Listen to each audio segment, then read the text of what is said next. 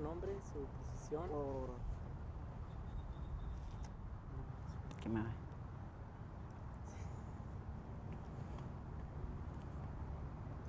You good, Arnulfo? Sir. Yeah, forget it, man. Forget it. Yeah. We're good though. We're good. Okay. All right. Sí, me dice su nombre, su posición y un poco sobre usted.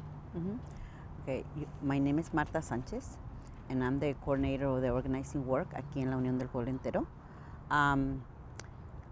Como vine aquí a Estados Unidos, un poquito de mí, vine emigrante, vine a la edad de 15 años, vine sin documentos a este país.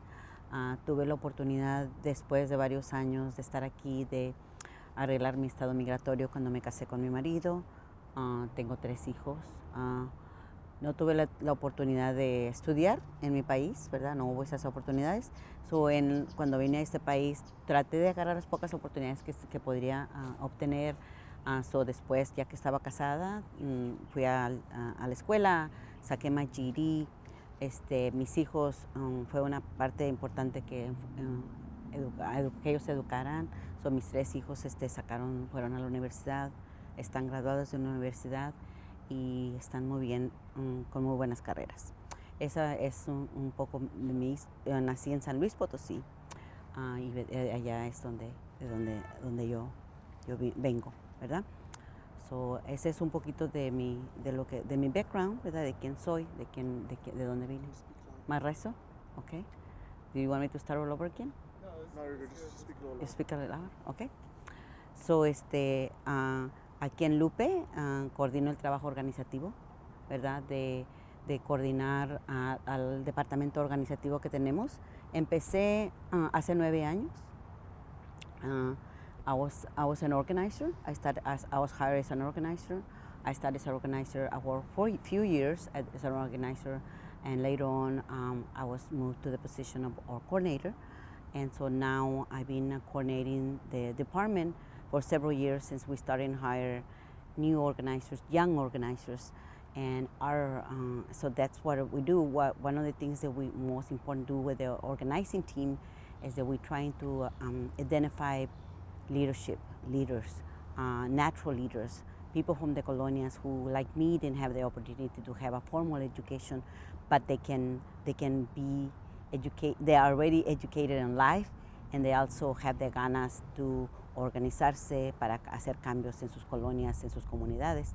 Y ese es nuestro trabajo, organizar las personas que quieren organizarse, desarrollar los líderes que quieren desarrollarse y crear y ayudarles a crear, a que vean que tienen poder juntos, que juntos pueden cambiar la situación de su colonia, la situación de su vida, y que y nosotros en LUPE les ofrecemos esa oportunidad, ¿verdad?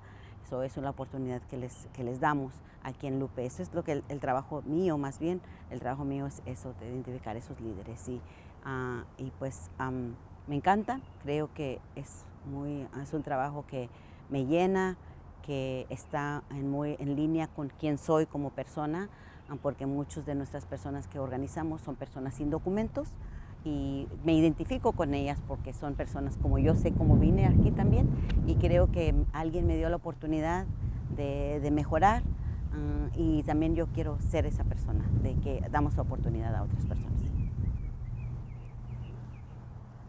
nos puede decir algo sobre sus padres cuando vinieron a este país? ¿Cómo mira a ellos en su trabajo? Bueno, yo vine a este país porque yo era huérfana, yo no tenía familia, tenía que ser responsable de mi propia persona, y en mi país pues no tenía esa oportunidad. No ganaba suficiente dinero ni para comprarme un par de zapatos. Entonces me recuerdo que esa fue la última experiencia que tuve, que cuando me pagaron un mes, fui a tratar de comprar unos zapatos y no me alcanzó. Todo el mes trabajé y no tenía ni para comprar el par de zapatos que se me había acabado ese mes. Entonces, por esa razón decidimos emigrar al norte, como yo y muchas otras muchachas de mi pueblo, para venir y buscar oportunidades de mantenernos, simplemente de sobrevivir, ¿verdad? No tuve que dejar mis padres, porque mis padres me habían dejado a mí mucho tiempo antes, entonces ni familia, y eso era lo difícil, pero aún así, aunque no tenía familia, recuerdo que cuando llegué a este país, pues extrañaba mucho mi país, y fue un tiempo difícil de aprender una cultura nueva, de aprender una lengua nueva, y también estar separado de tu familia, que la poca familia que tenías, la familia extendida, no tener a nadie aquí. Esa es una trayectoria de muy difícil, que me puedo identificar con las personas con las que ahora trabajo, ¿verdad? Porque sé qué difícil es adaptarse a otra nueva cultura y cuánto nos cuesta como seres humanos volver a empezar a crear una nueva historia para nosotros. Y fue muy difícil, pero creo que lo he logrado, especialmente con mis hijos, con mi familia, que pude sacar adelante junto con mi marido, pero él siempre me da el crédito, dice que yo soy el que tuve mucho que ver con mis hijos, que ellos atendieran la universidad, que ellos se educaran y que ellos aprendieran también, que no se olviden de sus raíces mexicanas, ¿verdad? Porque es muy fácil en esta cultura americana de ser absorbido y perder tu identidad, quiénes eres, ¿verdad? Y para mí era súper importante que mis hijos siempre estuvieran conectados con la raíz. Ahora, cuando mis nietos, que tengo 4 nietos, están creciendo, ellos están aprendiendo la lengua, están aprendiendo el español, porque sabemos qué importante es mantener esa cultura viva, y es un orgullo. Y también yo veo que es un privilegio de que nosotros podamos hablar las 2 idiomas. Y yo siempre he visto eso como que es algo muy importante. Cuando pierdes tu lengua, pierdes un poco de quién eres tú como persona. Entonces yo siempre he valorado mucho esa parte de mi cultura. No nada más la comida, no nada más el vestimiento, pero también los sentimientos y los valores que tenemos como mexicanos, ¿verdad? Eso es muy importante, algo que le inculqué mucho a mis hijos y que les inculco que pasen a sus hijos también, porque si no, pues como que no sabemos quiénes somos y perdemos nuestra propia identidad, ¿verdad? Hace ratito mencionó que empezó organizando en colonias, diferente grupo de personas. ¿Cómo fue su experiencia cuando recién entró? ¿Era algo nuevo? ¿Ya estaba acostumbrado? Sí, yo estaba ya grande, ¿verdad? No era una jovencita, y el poder enseñar, aprender todo un nuevo fío, ¿verdad? Porque eso de organizar es bien difícil, pero también era bien diferente para mí. El background que yo tenía no era nada tener que organizarse.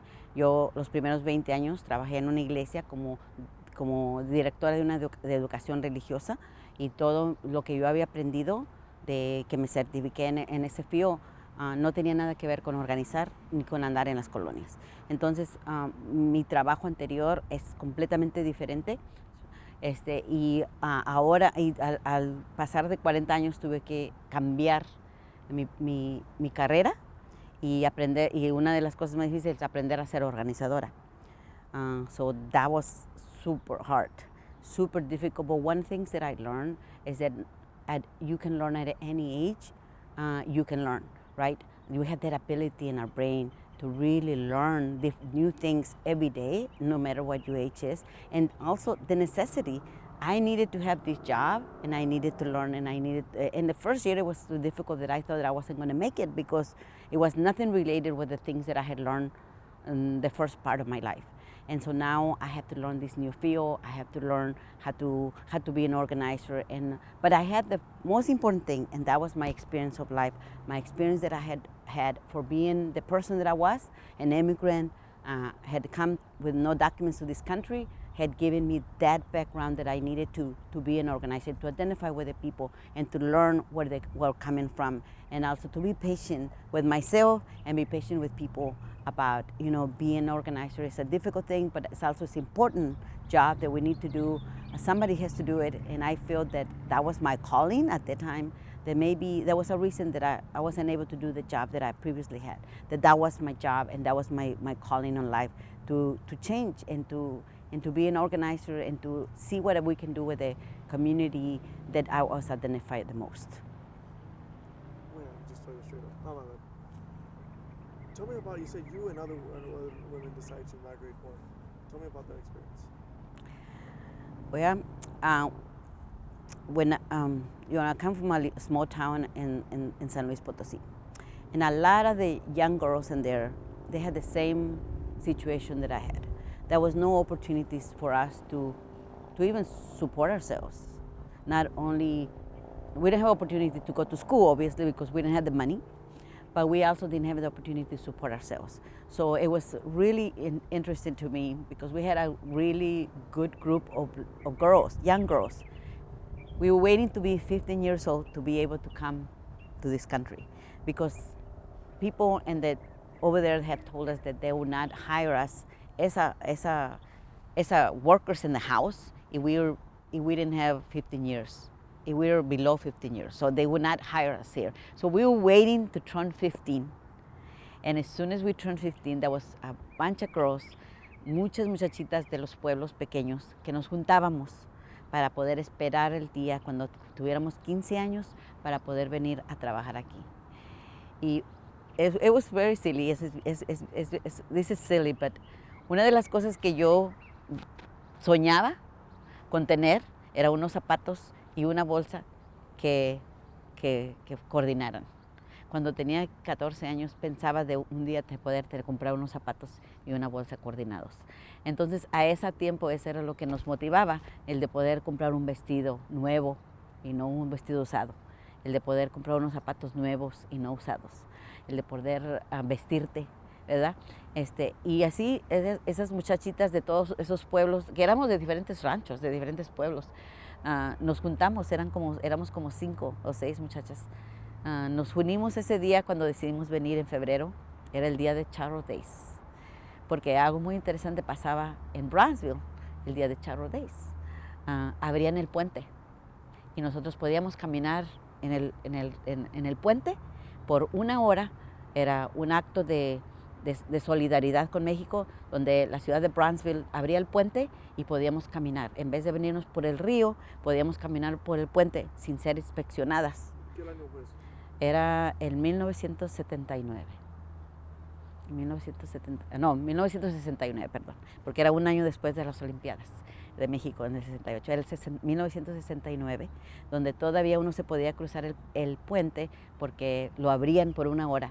Pero lo interesante era que en nuestro pueblo, allá casi en los pueblos pequeños de México, esta información la sabía la gente, que iban a abrir el puente 1 hora el día de Charro Days, y que si estabas lista ahí podías caminar el puente y ya quedarte aquí. Y así fue como lo hicimos. Nos cruzamos, no teníamos nadie de familia aquí ni nada. Nos metimos a unas tiendas que estaban ahí y empezamos a preguntar si alguien necesitaba una muchacha en su casa para trabajar. Y así fue como encontramos trabajos en las casas primero, ¿verdad? Yo estuve trabajando varios años en la casa de mis patrones, donde mis patrones tenían un restaurante, y ahí en el restaurante mi esposo trabajaba. Entonces mi patrona tenía interés que yo conociera a un muchacho soltero que trabajaba en su restaurante, y fue como nosotros nos conocimos, y fue cuando yo me casé con él, y así pude arreglar mi estado migratorio a través de eso. Pero esa era la trayectoria y la jornada que muchas muchachas agarrábamos cada año en el día de Charro Days, hasta que dejaron de abrir el puente, porque me imagino que se dieron cuenta que muchos de nosotros veníamos y nos quedamos aquí y ya no regresábamos, ¿verdad? Entonces así fue la primera vez cuando yo crucé para este país sin ser inspeccionada, y pues siempre considero que me vine pues sin documentos, porque no tenía ningún documento que enseñar, pero así fue como llegué a este país la primera vez. Ahora en febrero, pues es Charro Days, ¿verdad? Es una celebración más y más grande. ¿Qué recuerdas cuando viene Charro Days? ¿Se acuerdan? Siempre recuerdo que qué interesante era que nosotros, unas muchachitas en los pueblos tan pequeños que no teníamos ni radio ni televisión, pero teníamos la información de que Charro Days era día especial y que era una oportunidad para nosotros para poder emigrar para este país. So, siempre recuerdo ese recuerdo de que para mí es like unbelievable, ¿no? How can people in Mexico, in the little towns when we didn't have any kinds of communication, we had that kind of information. And that was important. And we knew and we passed it on, I guess, from people to people without, because we didn't have any phones. We didn't have any kinds of communication at that time. I come from a very small town, with a very small pueblito, very, very poor. As I said, I didn't even have shoes, you know. I didn't even have shoes to have. That's where, you know, when I was going to school in Mexico, I finished 6th grade, and I wanted to be in the band. I loved to be in the band. I couldn't continue because I didn't have the money to buy the uniform. And I was in PE. I was a good runner, and I had to drop out of PE because I didn't have any shoes to run with. So most of these stories was the stories of my friends who came here in the first time. So that was what, I guess that's what I understand when people come. Immigrants come because we know where we're coming from. Right? We come for survival, right? We don't come for luxury. We go through the pain of leaving our families, our culture, our country, because we can't survive over there. Some people cannot survive. They cannot able to eat or feed themselves or dress themselves. And I think that's the thing that I kept with me all these years, you know. And so that's what I remember in Charro Days, the opportunity that we had at one point to be able to come here. So you mentioned that close to 10 years ago you came to LUPE. Mm-hmm. Out of all the places in the valley, what brought you to LUPE? Were you a member before? Yes. Well, always been, I think because of my feelings of being coming this country and the situation that I came, I always have these strong feelings for the United Farm Workers, and I was already a member of the Farm Workers, and I follow the movement. I was privileged enough to get to know Cesar Chavez when he came several times here to the valley, and I was able to talk to him, and I think that was like something that I didn't think that I was the person that I wanted to work here, and I was never, because I had another job, another career, and so I think when the opportunity came, that Juanita asked me if I wanted to be an organizer, I didn't hesitate a lot because I thought that was a calling. I said, you know, maybe this is what I meant to do the rest of the days, because I know that this job is the one that it's the only job that I'm gonna have until I retire. You know, so maybe that was what it meant to be. Maybe this is the calling that I was getting about how to use the talent, the gifts that I have learned, and to utilize it in the way that it was going to be women working with empowering of women, especially women who come in the same situation that I came from. So I think that I saw that as a vision of something, an opportunity, and to be able to do that. And so I think that's why I say yes. How did you get to the movement? So there's usually through an invitation through Mm-hmm. somebody, or you see them. Mm-hmm. How did you get to know what the movement was? Mm-hmm. Well, I was, as I said, I worked in a church before that, and we used to have a Peace and Justice committee. The Peace and Justice was very connected to the United Farm Workers. Part of our educational in there was to connect people for the United Farm Workers, to bring them to the United Farm Workers, to take them to the colonias, because I feel that we always had wanted that connection with people. We cannot, and of course I was teaching about God, and we always find God in the people who are more disadvantaged in our society.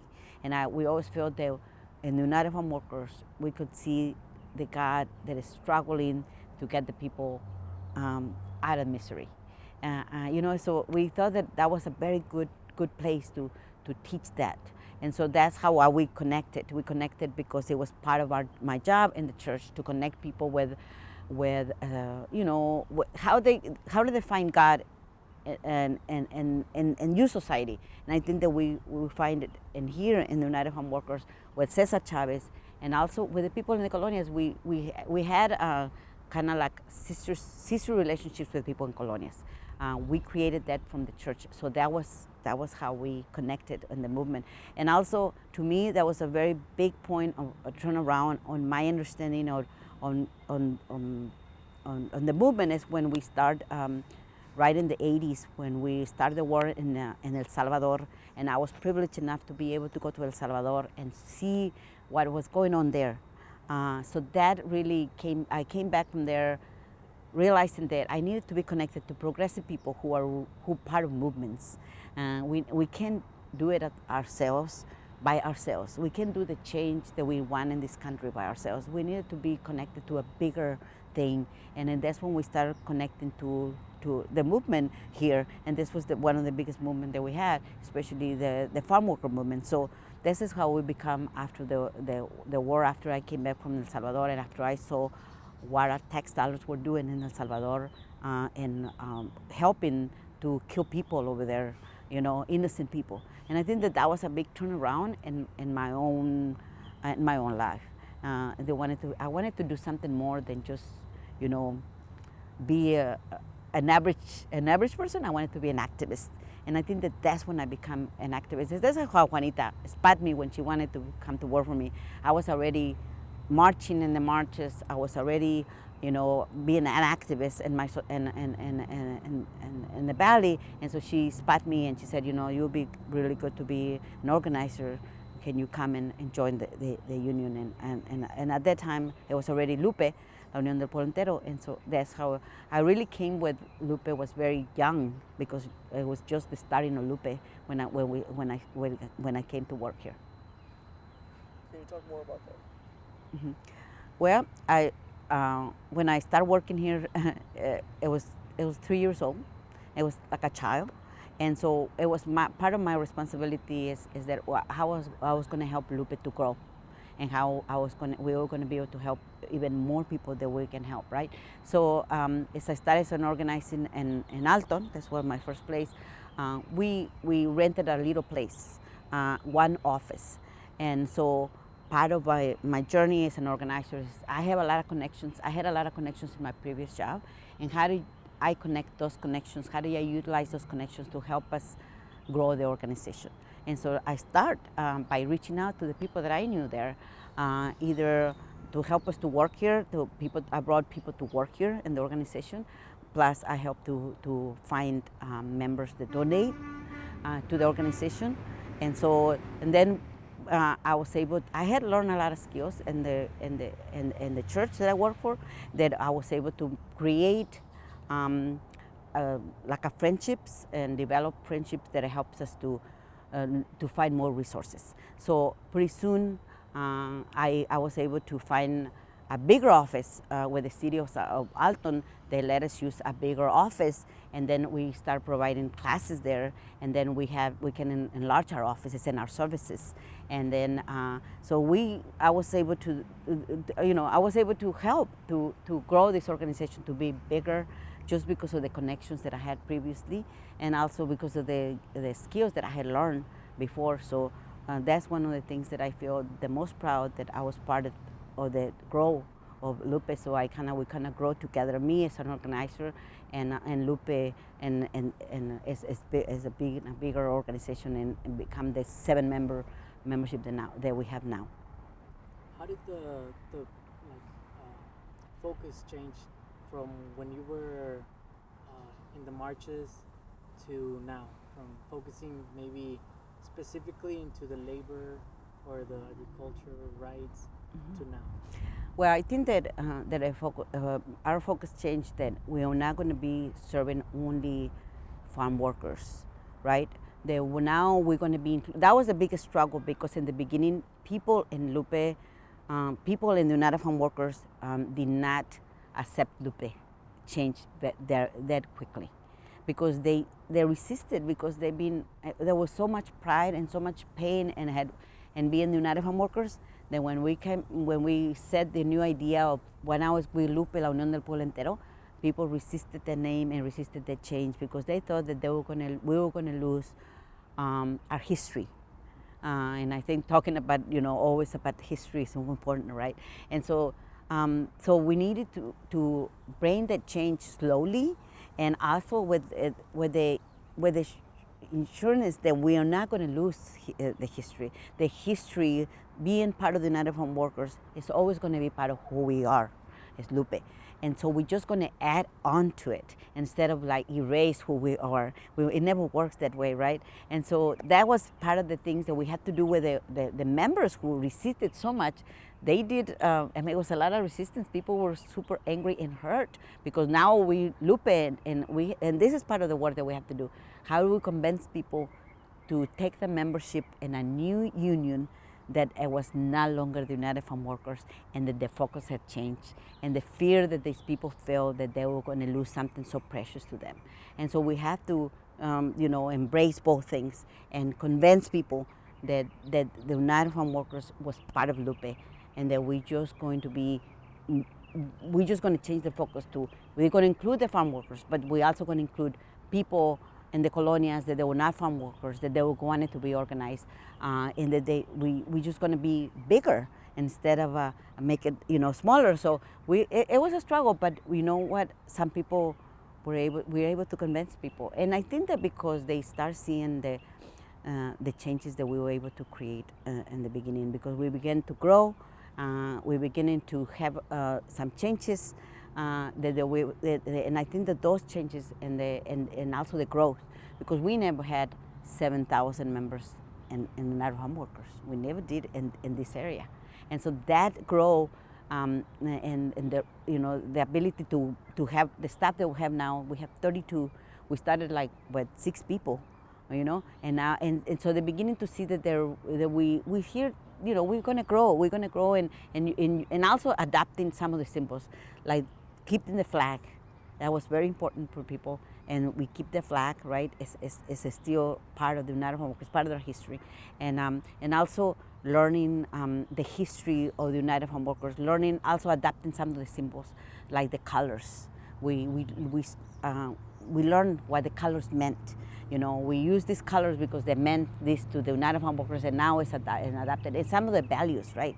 Some of the values, si se puede, self-help, some of those values, they were part of the United Farm Workers. We adapted as LUPE, and we enrich it. And so that's part of how we're able to do the transition of the United Farm Workers to La Unión del Pueblo Entero, and being able to appease people that nothing was going to get lost, but they were going to be just stronger. And I think that was part. I think that was part of the contribution that I feel that was we have to help with that transition, and we have to learn both history. We have to learn the history of the United Farm Workers real well to be able to kind of bring it together. And I think that that's part of my contribution to the union, is that I was able to be part of that transition. Can you tell the colors, the significance of the colors for that you had? Yeah, the significance of the flag. We have the red, which is we always have had honored with the color of the first martyrs that happened in the union, right? To be able to have United Farm Workers, we have to have martyrs and the people who lost their lives and the struggle, right? But we also have the circle in the middle of the flag.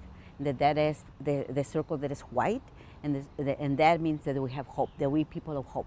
That that we're going to have change, right? And the black eagle always represents the oppression of that people, and the same oppression that happens with the people who work in the fields. We have now the oppression of the people who are here by systems, right? The oppression of immigrants, being oppressed by the system of immigration that doesn't want to change and make them legal. So we kind of give them a different meaning to that, but there was the same symbols that represent just something else.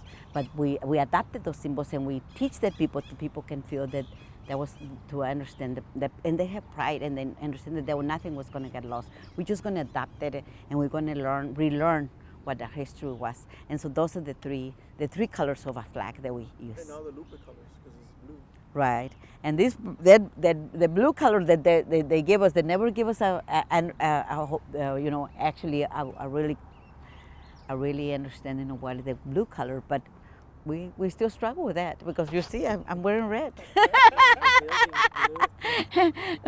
People always say, but the color of the United Farm Workers is red. I said, yeah, and it's always going to be red. But blue, we inherit the blue. Who knows where they put blue? We still don't know where they put the blue color. But I'm sure that there is a significance in there, But that was even a struggle to change from to be able. So that's why we used to use both colors. We use the blue, is the color LUPE to differentiate from the United Farm Workers. But people still struggle. They still, every time that we have a march, people want to have a red shirt in the march. Because that's what it speaks to them, right? That's what it speaks to them. And so we have to be patient, and we have to understand where we come from, and it's understandable, it's understandable. Can you talk about the leadership of LUPE? Okay, what is the leadership in LUPE? I think that it's another big accomplishment that we have done in LUPE, and it's that from the leaders that we had selected to have our advisory board. Advisory board has to be leaders from the colonias. The advisory board of LUPE is the one that help us guide the organization. So they're the ears of LUPE and the community. So we meet every month. We ask them, what do you hear? What do you hear about LUPE and the community? What is the talks? How do you engage in the struggle? Because there's part of the things that they have to be, right. Leaders, we in the leadership development business in LUPE, we have to, but also we wanted this organization to be run by their own leaders. And this is one of the things that is more important to me as a part of LUPE, is that we have a leadership that's horizontal, that is not up and down, but it's horizontal, that we all in here count, and that the people in the colonias that we represent are the ones that guide the staff to what we're supposed to go, and that we don't dictate to them, because that's a big respect that I have from the people that lives in the colonias, and that we have to respect their voices, and we have to give space to their voices. We cannot just because we run the organization, we cannot be the people who dictate, because they're the ones that live every day the issues, and we have to have the space. So that's big of my job, is to fight for that, so we can always have that space for them, because I do not want us deciding for them. I think that they're capable of deciding for themselves, and they also they help us decide what way LUPE is going to be going through. And so every 2 years we have a cumbre, la cumbre de las colonias, donde traemos a los líderes de las colonias. Ellos identifican qué temas LUPE debe de trabajar en los próximos 2 años. Ellos nos dicen a nosotros, y nosotros tenemos que, como staff de LUPE, tenemos que seguir su liderazgo de ellos. Para mí eso es una de las grandes cosas que hemos hecho aquí en LUPE, es de no dejar que esta organización sea liderada por nuestra directora, que amamos mucho, pero que la dirección tiene que venir de la base.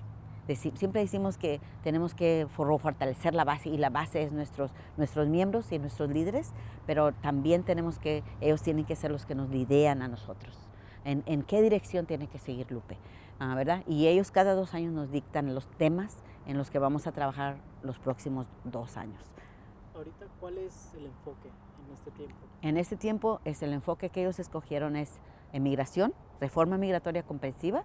Eso es uno de los enfoques, y todo lo que deriva de la reforma migratoria, todo lo que impide que las personas no puedan calificar, ya sea la lucha del DPS, que hay muchos DPS aquí que los marcan, los deportan, tiene que ser nuestra lucha. Que si es el DAPA, porque eso los protege para cuando hay una reforma migratoria, o el DACA, que los protege para que haya todo lo que deriva de eso tiene que ser, es nuestro enfoque, todo lo que viene de reforma migratoria. Ese es uno, ¿verdad? La otra es infraestructura en colonias, y muy específica la luz pública en colonias. Ese nos vino como tema local muy importante. La gente se sentía menos que humanos cuando no pueden tener una luz en sus vecindades, y ellos dijeron, este es un tema muy importante, tenemos que echarle ganas, tenemos que trabajar en eso, y estamos lográndolo este año. Hemos logrado muchas victorias en esa etapa de la luz pública. Pudimos escribir la ley pasar la ley y ahora estamos implementando la ley de la luz pública en colonias. Y eso gracias al liderazgo y el empuje de nuestros líderes que dijeron, este tema es importante, ustedes tenemos que trabajar en ese tema y vamos a enfocarnos. Esa es una. No hemos logrado la reforma migratoria, pero hemos hecho muchas luchas en contra de todos los que están acosando o en una forma poniendo en peligro las personas sin documentos aquí en este valle. Es una de las cosas. La reforma migratoria, la luz pública, licencia de manejar, tampoco no lo logramos, pero lo hicimos le echamos muchas ganas, ¿verdad? Pudimos proponer, hubo como 5 propuestas de ley en la licencia de manejar para todas las personas, sin importar si tienen documentos o no. Esa fue una de las luchas que tuvimos este año, ¿verdad? Y la otra es drenaje en las colonias, que también estamos avanzando con el drenaje de las colonias. Esos fueron nuestros temas más importantes que nuestra comunidad escogió, y ya el año que entra nos toca escoger otros 5 temas que nuestros líderes escogerán. Hay muchas personas que no saben exactamente cuál es el impacto de la luz pública. Hay personas que no saben que hay colonias que no tienen luz. ¿Nos puede explicar algo más cómo les afecta? Sí. Bueno, pues hay casi todas las colonias, las 1,200 colonias que existen en el condado de Hidalgo, no tienen luz pública, ¿verdad? Creo que logramos, en el primer esfuerzo que hicimos, logramos alumbrar como unas 15 colonias con luz solares. Pero eso nomás son un poquitito de las 1,200 colonias o model subdivisions, como les dicen ahora, a las nuevas colonias, no tienen luz pública. ¿Cómo les impacta a las personas? Bueno, una de las cosas que siempre nos traen aquí es la seguridad. Las personas no se sienten seguras cuando está súper oscuro en sus colonias. Ha habido accidentes donde los papás, vecinos han atropellado niños porque no los ven cuando están reculándose, cuando están parqueándose, estacionándose en sus casas. Es una. La otra es que cuando ellos llaman a una ambulancia porque un ser querido está enfermo, las ambulancias no encuentran, porque está súper oscura, no encuentran las calles, no encuentran los números de las calles, no encuentran y hay personas que casi se han muerto porque no ha llegado la ambulancia a tiempo, porque no han podido encontrar las casas, porque está súper oscuro, ¿verdad? Esa es otra, ¿verdad? La otra es nuestro sheriff mismo nos ha dicho qué difícil es cuando ellos reciben una llamada de una colonia y ellos responden a esa llamada y no encuentran las casas. Lo misma cosa. Entonces, para cuando el sheriff encuentra la casa, ya el que estaba haciendo la maldad o el que estaba amenazándolos ya se escapó, ¿verdad? El mismo sheriff nos ha dicho que es un problema de responder a las llamadas de emergencia cuando las colonias están súper oscuras, ¿verdad? Y la otra cosa encontramos nosotros es la seguridad, la vida, el estilo de vida que la gente tiene en las colonias y los niños que no pueden jugar aquí en este valle que es tan caliente y que cuando empieza a refrescar es cuando los niños se pueden salir a jugar afuera. No pueden hacerlo porque está muy oscuro y lo pueden atropellar los carros. Y las mamás no pueden caminar y tener una vida más saludable, ir a caminar como yo camino en la ciudad de McAllen en las tardes. Ellos no pueden caminar porque tienen ese miedo de que no ven nada y que qué pasa si alguien los asalta, alguien los atropella. Entonces hasta la salud es afectada cuando las personas no tienen luz en las colonias. Son muchos efectos. Y lo más importante, lo que nos dijo las personas es que they feel less than human beings. They say, why is the people in the cities, they have the right to have lights, and we in the colonias don't have that right? And why we feel less than humans? Our humanity is diminished when we live in colonias that don't have those services in an area. So I think those issues are super important for us to respond to that, the need, and wanted to change it, and we're able to. Pretty soon we're going to have 8 colonias this year, before the end of this year. We're going to be able to see lighted thanks to the law that we're able to push and we're able to pass. And also now we're going to be working in the county to push for budget, because it's going to take money to be able to put the infrastructure in 1,200 colonias in the valley. And it's not going to come easy, but you know what? It's going to be a struggle, but we are going to do it because we're able to to pass the law, and it took us 9 years to be able to pass this law. And so now we're going to focus in finding the monies that we need to put infrastructure in colonias so that lights can be happening, including in those colonies that don't have infrastructure. Now we're changing. Now we're going to expect and we're going to push for rules that the county impose on the developers, that anytime that they're going to build a new colonia, the new colonias are going to come with infrastructure for public light. So we don't have to continue to have this problem in the next subdivisions that they're built. So we accomplished a lot already in this 12 years of the existence of LUPE. Can you tell us a little about the different programs that LUPE has and how throughout the years they've helped out people? Mm-hmm.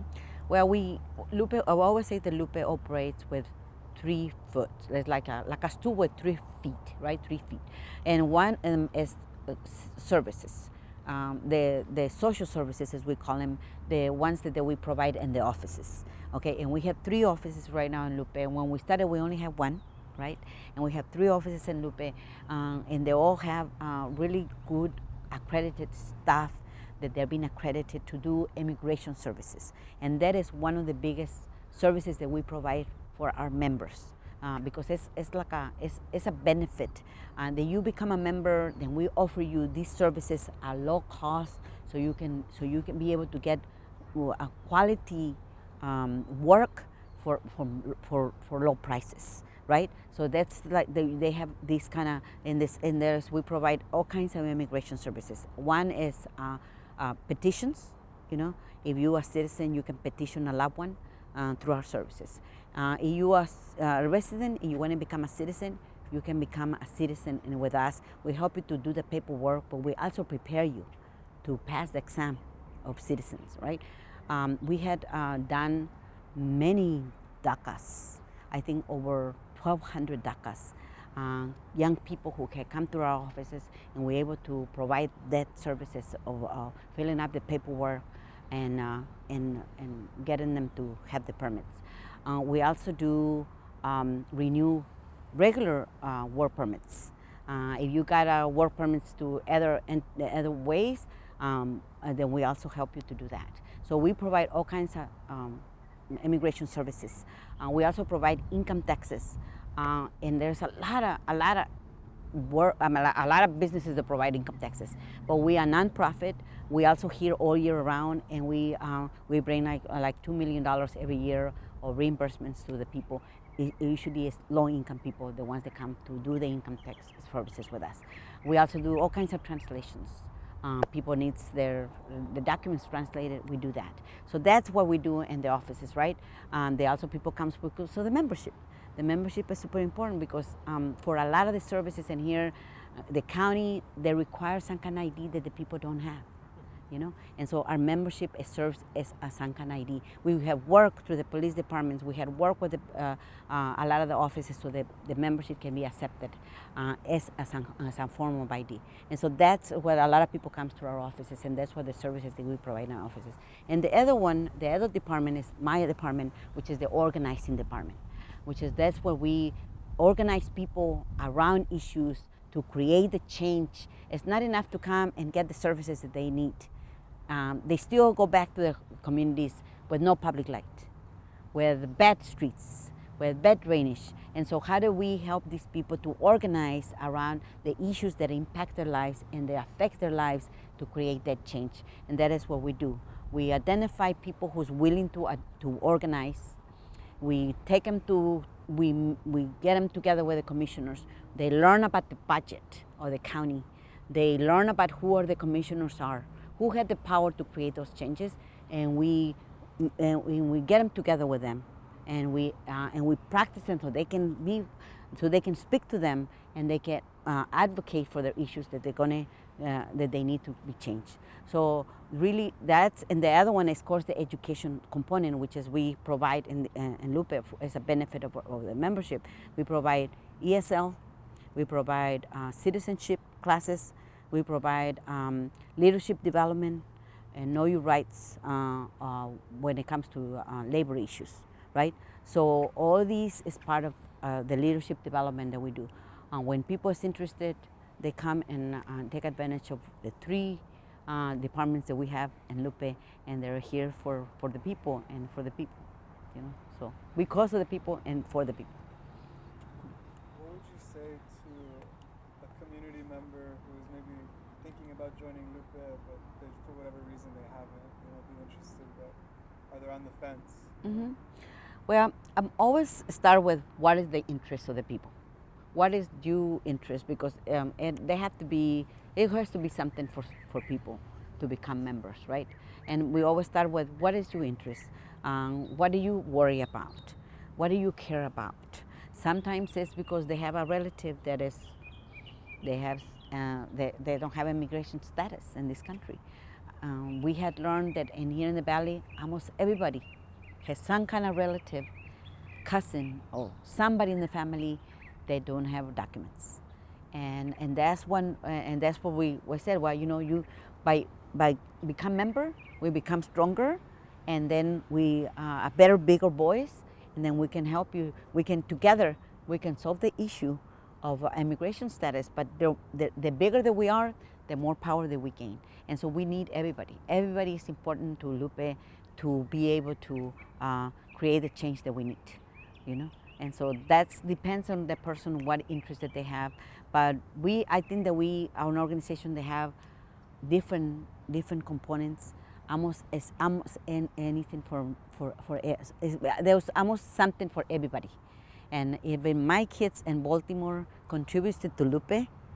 My son who lives in Baltimore seems the need to contribute to LUPE. I think the local people should see that there is a room for everybody. I always say, in LUPE we don't discriminate. Anybody can become a member. And I think we have members from India. We have members from everywhere, China. So why not local people? It's not, so there is something for everybody, and I think that's the good thing about the organization, that we'll be able to provide a variety of programs, variety of issues that people can really find what their interest is. Let's go ahead and close up right now. So we'll ask you to state your name one more time for the camera and say, my name is Ba. I am a Ba for LUPE, excuse me. And then in 2 or 3 sentences, just say why LUPE is important to you. Okay. My name is Marta Sanchez, and I'm the organizer coordinator for the organizing department of LUPE, La Unión del Pueblo Entero. LUPE is important to me because it's an empowering organization who works with communities, lead by communities, lead by their own membership. And because we have a base of 7,000 members, it's a strong organization that is creating the changes that people need in their communities.